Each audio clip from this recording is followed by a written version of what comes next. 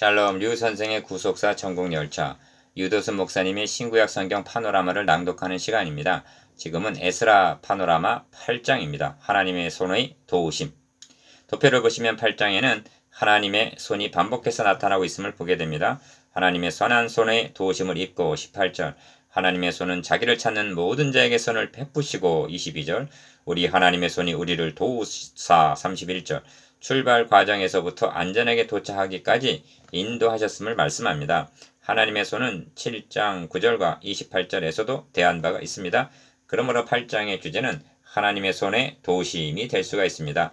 5단원으로 나누어집니다. 첫째 단원 1절에서 14절, 2차 귀한 자의 보게, 둘째 단원 15절에서 20절, 레위인을 데려옴, 셋째 단원 21절에서 23절, 금식기도와 응락, 넷째 단원 24절에서 34절, 예물 관리, 다섯째 단원 35절에서 36절, 번제를 드림.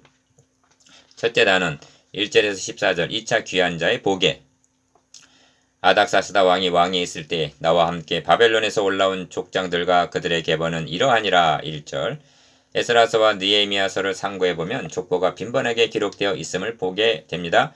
이는 바벨론 포수로부터 예루살렘으로 올라올 때 보게를 그만큼 중요시했다는 증거입니다. 왜 그러해만 했을까요? 선민의 순수성을 보존하고 회복하기 위해서였던 것입니다.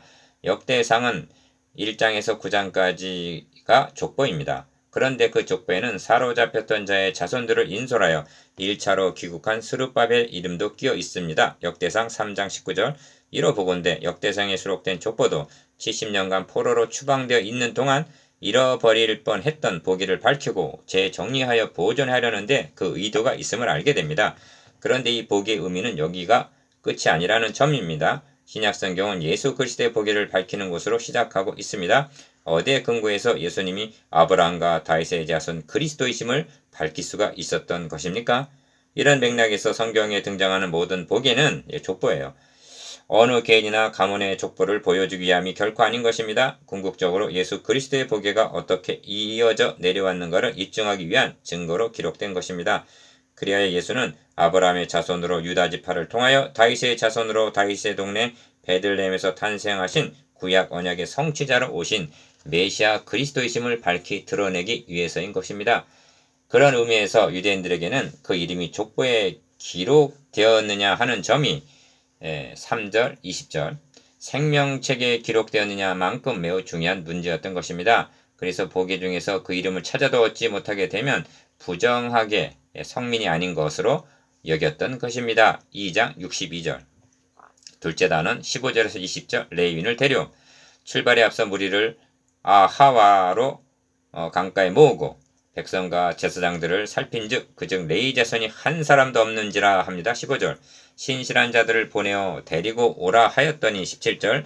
하나님의 선한 손에 도우심을 입어 한 명철한 사람과 18명을 데려오고 18절. 그 외에 많은 일꾼들을 데려왔는데 그들은 모두 지명받은 이들이었더라 합니다. 20절 하반절. 그렇다면 어찌하여 레위인을 필요로 하였을까요? 물론 하나님의 전을 위하여 수종들게 하기 위해서였을 것입니다만 그 이상입니다. 이는 에스라의 사명과 관련이 있는 것입니다.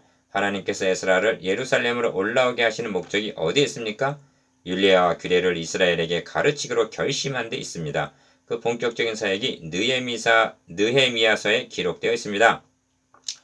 일곱째 달 초하루에 제사장 에스라가 율법책을 가지고 회중 앞 곧 남자나 여자나 알아들을 만한 모든 사람 앞에 이르러 수문 앞 광장에서 새벽부터 정오까지 남자나 여자나 알아들을 만한 모든 사람 앞에서 읽음에 뭇 백성이 그 율법책에 귀를 기울였는데 합니다. 느헤미야서 8장 2절 3절. 그렇다면 듣는다고 그 뜻을 다 깨달았겠습니까? 이때 LA 사람들은 백성이 제자리에 서 있는 동안 그들에게 율법을 깨닫게 하였는데 하나님의 율법책을 낭독하고 그 뜻을 해석하여 백성에게 그 낭독하는 것을 다 깨닫게 하니 백성이 율법의 말씀을 듣고 다 우는지라 합니다. 느헤미야서 8장 7절 하반절에서 9절 상반절. 이것입니다. 이를 위하여 레위인을 필요로 했던 것입니다. 그러므로 본문은 우리 하나님의 선한 손에 도우심을 입고 한 명철한 레위인 사람을 데려왔다고 18절 말씀하고 있는 것입니다. 오늘날도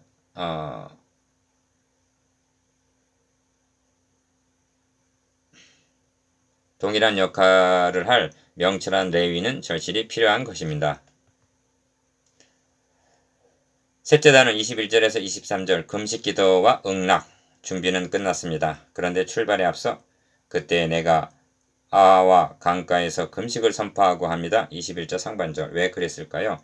이제 우리 하나님 앞에서 스스로 겸비하여 우리와 우리 어린아이와 모든 소유를 위하여 평탄한 길을 그에게 간구하기 위해서 했던 것입니다. 21절 하반절. 안전을 위해서라면 왕에게 호위병을 구할 수도 있었습니다. 그러나 이는 우리가 전에 왕에게 아뢰기를 우리 하나님의 손은 자기를 찾는 모든 자에게 선을 베푸시고 자기를 배반하는 모든 자에게는 권능과 진노를 내리신다 하였으므로 길에서 적군을 막고 우리를 도울 보병과 마병을 왕에게 구하기를 부끄러워하였음이라고 그 까닭을 말씀합니다. 22절. 진실한 믿음이 그대로 배어 나오는 대목입니다. 참으로 에스라 그는 율법을 연구하여 준행하는 자요 이스라엘에게 가르치기 합당한 양 무리의 본이 되는 학사입니다. 7장 10절. 그러므로 우리가 이를 위하여 금식하며 우리 하나님께 간구하였더니 그의 응낙하심을 입었느니라고 말씀합니다. 23절. 성경은 말씀합니다. 여호와의 눈은 온 땅을 두루 감찰하사 전심으로 자기에게 하는 자들을 위하여 능력을 베푸시나니 역대하 16장 9절. 첫째 달 12일에 우리가 아하와 강을 떠나 예루살렘으로 갈새 4개월간 우리 하나님의 손이 우리를 도우사 대적과 길에 매복한 자의 손에서 건지신지라 합니다. 31절. 저들은 하나님께 드릴 은과 금과 기명들과 막대한 예물들을 가지고 올라갔습니다. 저들의 귀환을 곱지 않은 시선으로 바라보는 대적들도 있었습니다. 당신은 으슥한 길에 매복했다가 강탈을 일삼는 산적들도 출몰했습니다. 그러나 하나님의 손이 저들을 안전하게 보호하시고 인도하여 주셨습니다. 넷째 단원 24절에서 34절 예물관리.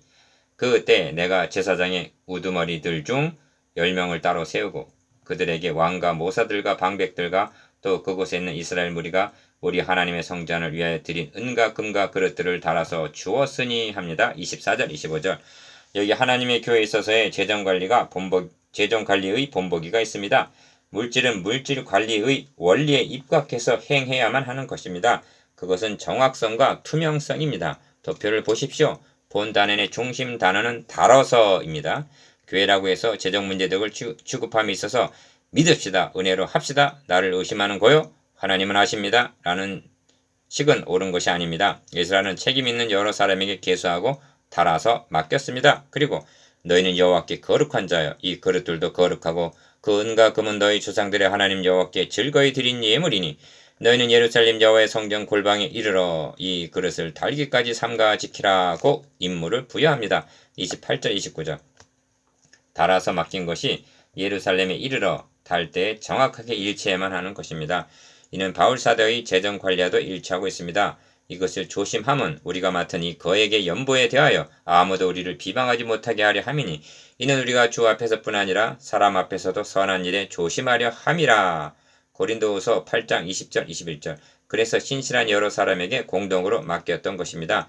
예루살렘에 이르러 예물을 달아서 드릴 때에도 제사장 우리아의 아들 무레못 한 사람만이 아니라 다른 대제사장들도 함께 있어 모든 것을 다 세고 달아보고 그 무게의 총량을 그때 기록하였느니라. 33절 하반절에서 34절. 얼마나 정확합니까? 얼마나 분명합니까? 이렇게 할 때 하나님 앞과 사람 앞에 꺼리낌이 없는 것입니다. 다섯째 단은 35절 36절 번제를 드림. 사로잡혔던 자의 자손 곧 이방에서 돌아온 자들이 이스라엘의 하나님께 번제를 드렸는데 35절 상반절 묻습니다. 번제가 먼저입니까? 가져온 예물을 다 세고 달아보고 드림이 먼저입니까? 34절. 에스라는 위임받은 예물을 한 점의 부끄럼도 없이 드리고 참고 마태복음 5장 25절. 안정된 마음으로 하나님께 번제를 드렸던 것입니다.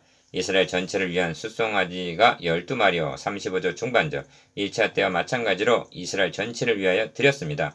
왜냐하면 그들은 소수이었으나 전체에 속한 부분이요 지체였기 때문입니다. 그런 후에 왕의 조서를 관원과 강서편 총독들에게 전달했던 것입니다. 하나님과의 교제가 먼저입니다. 에스라는 먼저 예물을 봉헌한 후 헌신 예배 번제를 드리고 사역에 임했던 것입니다. 9장 이하와 느헤미야에서 이어지는 그의 사역을 기대하십시다. 이 모든 일을 온전히 수행할 수 있었던 것은 하나님의 손의 도우심으로 말미암아서였습니다.